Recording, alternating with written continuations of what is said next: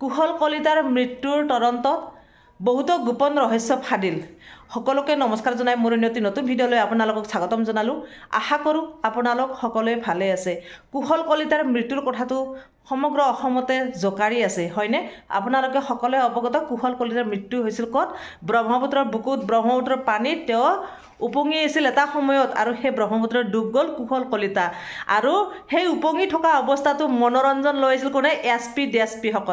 এছ-পি-সকলে video' বনাই তেওঁলোকে মানে ফূৰ্তি কৰি আছিল, মনোৰঞ্জন লৈ আছিল যে কুশল কলিতাই সাঁতুৰিবও জানে, কুশল কলিতাই সাঁতুৰিবও জানে, কুশল কলিতাই যে সাঁতুৰিব জানে মই আজিহে গম পালোঁ।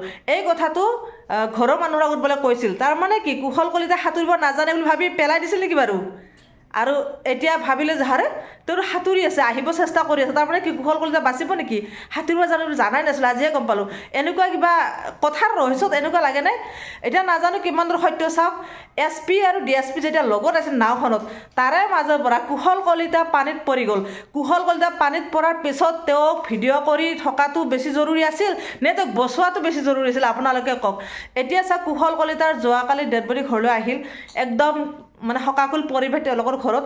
আৰু কুশল কলিতাৰ ঘৈণীয়েকে এটা কথা কৈছে, যেতিয়া কুশল কলিতাৰ পানীত পৰাৰ আগত যেতিয়া নাৱত গৈ আছিল 8টামান বজাত কুশল কলিতাই ফোন মাৰিছিল ঘৈণীয়েকলৈকে, আৰু ফোন মাৰোঁতে কৈছে বাবাক চাওঁ বুলি, অৰ্থাৎ 1.5 বছৰীয়া ল'ৰা এটা আছিল। আৰু 1.5 বছৰীয়া ল'ৰাটোৰ লগত কথা পাতোতে তেতিয়া অলপ দেখিছিলে, তেওঁৰ লগত কথা পতা নাই ঘৈণীয়েকৰ লগত, ল'ৰাটোৰ কথা পাতিছিল, তেতিয়া দেখিছিল নাওখন আৰু পানী চানী অলপ কিবা কিবি দেখিছিল। তাৰপিছত মোবাইলটো যেন পিছফালে লুকাই থোৱাৰ নিচিনা লাগিলে, যেন কোনোবা আহিছে, হয়তো এছ-পি ডি-এছ-পি আহিছে চাগে কিবা কথা ক'বলৈ। তেওঁ এনেকুৱা অনুভৱ হৈছে, মানে ঘৈণীয়েকৰ এনেকুৱা অনুভৱ হৈছে মোবাইলটো যেন পিছফালে লুকাই থৈছে আৰু কিবা কথা পাতি থকাৰ নিচিনা লাগিছিল। আৰু তেতিয়া ভাবিলে কিবা জৰুৰী কামত বিজি আছে চাগে, ফোনটো কাটি দিওঁ। ঘৈণীয়েকে ফোন কাটি দিলে। তাৰে অলপ পিছত ফোন কৰোঁতে চালে ফোনটো ছুইচ অফ। কিয় ফোনটো ছুইচ অফ হ'ল? এতিয়া আপোনালোকে অনুভৱ কৰক যে কুশল কলিতাক আচলতে পৰিকল্পিতভাৱে হত্যা কৰিছে নেকি কোনোবাই?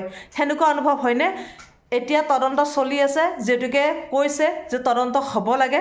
মুখ্যমন্ত্ৰী মহোদয়ক তদন্তৰ কাৰণে কৈছে ঘৰৰ মানুহে, সেইটোৱে মানে বিচাৰিছে, আৰু মুখ্যমন্ত্ৰী মহোদয় তদন্ত কৰক। আৰু এতিয়া কুশল কলিতাৰ ঘৈণীয়েকে এটা কথা কৈছে যে সেই মৃত্যুৰ 6 দিন আগত ফোন কৰিছিল। ফোন কৰি ঘৈণীয়েকক কৈছে যে মই ইয়াৰ পৰা যাম, এওঁলোকৰ লগত মই নাথাকোঁ, থাকি ভাল লগা নাই।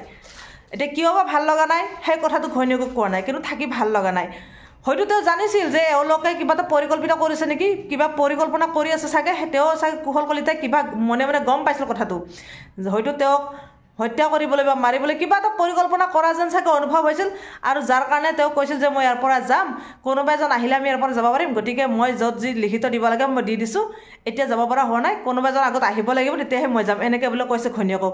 6 দিন আগত যদি সেনেকৈ কৈছে, আৰু 6 দিন পিছত তেওঁৰ মৃত্যু হ'ল ব্ৰহ্মপুত্ৰৰ পানীত পৰি পিনে। এতিয়া এছ-পিসকলে কৈছে যে পিছল খাই পৰিছে, ঠঙাটোত পিছল খাইছে।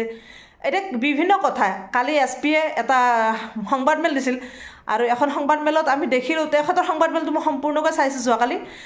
চাই মই এটা কথা অনুভৱ হৈছে, সেই এছ-পিজনৰ মুখত অলপো দুখৰ মানে বেদনা নেদেখিলোঁ মই, বা ঘৰখনক সমবেদনা জনোৱা মই নেদেখিলোঁ।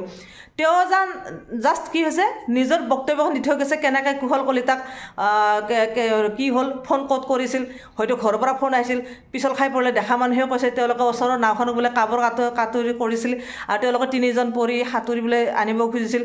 কিন্তু চাওক, তেওঁৰ এনেকুৱা লাগিছে সেই কথাখিনি যিখন সংবাদমেল দিছে, সেই সংবাদমেলখন যেন তেওঁ মানে কিবা এটা চিন্তা কৰি ৰচনা কৰি আনিছে, আৰু ৰচনাখন কালি বিৱৰণ দি দিছে। মোৰ মনত এনেকুৱা ভাৱ হৈছে দিয়ক, আপোনালোকৰ মনত কেনেকুৱা আছে নাজানো। সংবাদমেলখন চাই সঁচাকৈ মোৰ একদম পচন্দ হোৱা নাই, যেন ইয়াতে পৰিকল্পনা হৈ আছে, পৰিকল্পিতভাৱে যেন কুশল কলিতাক কোনোবা হত্যা কৰিলে এনেকুৱা লাগিছে। এতিয়া সঁচা নে মিছা মই এতিয়াও চিয়ৰ নহয়, বা নাজানো। মোৰ মনত খেলা কথাটো মই কৈছোঁ, কাৰণ আমি জানো সেই এছ-পিয়ে জন্মনিক হত্যা কৰিলে, যিহেতুকে জন্মনি মাতৃ কৈছিল লীনা দলে হত্যা কৰিছে। এছ-পিসকলে যি ইচ্ছা সেই কৰিব পাৰে।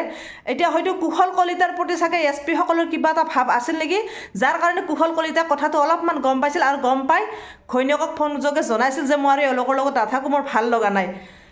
গোটেই কথা হয়তো সকলো কথা খুলি ক'ব নোৱাৰে, দূৰত থকা মানুহজনে ক'ব নোৱাৰে সকলো কথা খুলি, কিন্তু তেওঁ অলপমান ইংগিত এটা দিছিল।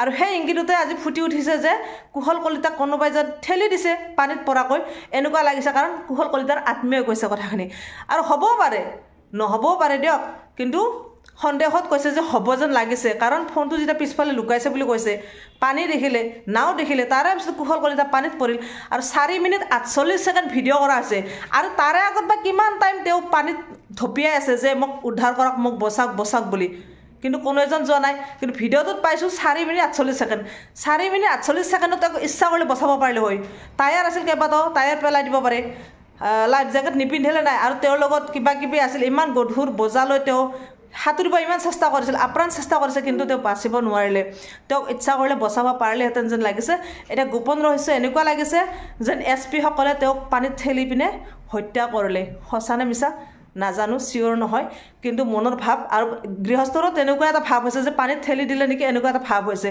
আৰু কথাও 2-3টা হৈ আছে বৰ্তমান এতিয়া কিমান দূৰ সঁচা হয় মুখ্যমন্ত্ৰী মহোদয় তদন্ত কৰক তদন্ত কৰি সত্যটো ওলাওক আৰু গৃহস্থক অন্তত সান্তনা দিয়ক কালিৰ সংবাদমেলখনত গম পাইছোঁ তেওঁলোকৰ কোনো কুশল কলিতাৰ ঘৰৰ সমবেদনা নাই মনত দুখে নাই তেওঁৰ বক্তব্যখিনি তেওঁ কৈ গৈছে কেনেকৈ কি হ'ল যেন একদম এখন ৰচনা লিখি আনিছে মই কৈছোঁ নহয় ৰচনাখন তেওঁ বিৱৰণ দি গৈছে তেনেকুৱা সংবাদমেলৰ মানে ভাল লগা নাই মোৰ ভাল লগা নাই আন সকলৰ কি হৈছে নাজানো ভাবোঁ সত্যটো অলপ উচিত বিচাৰ হ'ব লাগে উচিত তদন্ত কৰক এইটোৱে কামনা কৰোঁ এই কামনা কৰি আজি মই মোৰ ভিডিঅ'টো সামৰিছোঁ আজিলৈ বাই বাই